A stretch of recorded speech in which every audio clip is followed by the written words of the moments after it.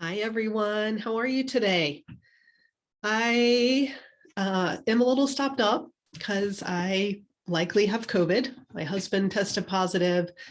I've been negative so far, but I have plenty of the symptoms. So I'm actually feeling pretty good, though. It's just this congestion that is my main symptom at this point. So I'm still excited to talk to you today. And I'm really excited to share with you what I'm talking about today because I know that there's a lot of sleep advice out there. And as a functional health coach, I think that most of it is wrong. And so today I want to talk to you about 7 myths about insomnia that will explain why everything you've tried so far hasn't helped. So the first myth is that if you follow all the sleep rules, you will sleep. So I call these sleep rules, when you Google how to sleep, you're going to find that same generic advice everywhere. It's the same rules. Avoid screens before bed. Don't drink caffeine after 2. Don't drink alcohol before bed. Exercise every day, right? You read those same things and others over and over and over again. And if you've tried all those things and they haven't helped you sleep better, it's because there's something going on in your body that's keeping you awake. And no one is really talking about this, honestly, because not a lot of people know about this. And so I want to tell you that the most common physical causes of insomnia are an unhealthy gut, hormone imbalance, high cortisol at night, liver dysfunction, blood sugar imbalances, mineral imbalance, and heavy metals. So there are lots of possibilities as to what could be causing this for you, and it's different for everyone.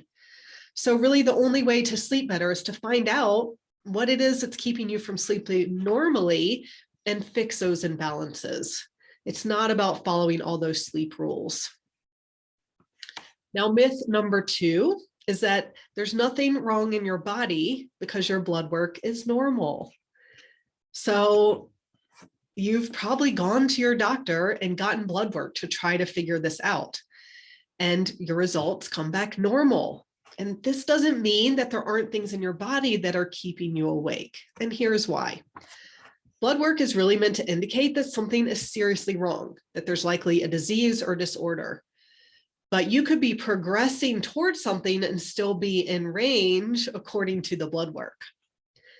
Now, the other problem with blood work is that the lab's normal ranges are based on an average of people taking the test. That's it. So they're showing what's common, but they're not showing what's ideal. And so that's why I interpret blood work using functional ranges, which are actually optimal. They're a lot narrower. They're the ranges people are in when they're healthy without any symptoms. So there's a big difference between normal and optimal. And I use functional lab tests to show how different systems in your body are working so that I can see what's out of balance. And these tests catch imbalances ahead of time that blood work doesn't. Now, the third myth is that it's all in your head. And this one actually makes me really angry because I've worked with quite a few clients who their doctors tell them this because they find nothing wrong in their blood work. There's nothing wrong with their body. They go to a psychiatrist and the drugs don't work and they're told that it's all in their head. And I think this is so frustrating and I don't want you to fall for this. Now, yes, mental stress and worry can absolutely sabotage your sleep. But if you've worked on addressing those things, then there's something physical going on that's explaining your sleep issues. This is true for all of my clients. I've never had a client who I said, oh, all these tests look perfect, you're normal. No, there's always something going on in their bodies that's out of balance. And so this is likely true for you too. And I just want you to know it's not all in your head. This is not your fault. Now, myth number 4 about insomnia is that sleeping pills are the cure. So doctors usually prescribe meds for people with insomnia. They don't really know what else to do. And I just want to tell you that sleeping pills are a Band-Aid. They don't actually address the root cause. They have side effects. They change your brain chemistry. They increase your risk of dementia and even death.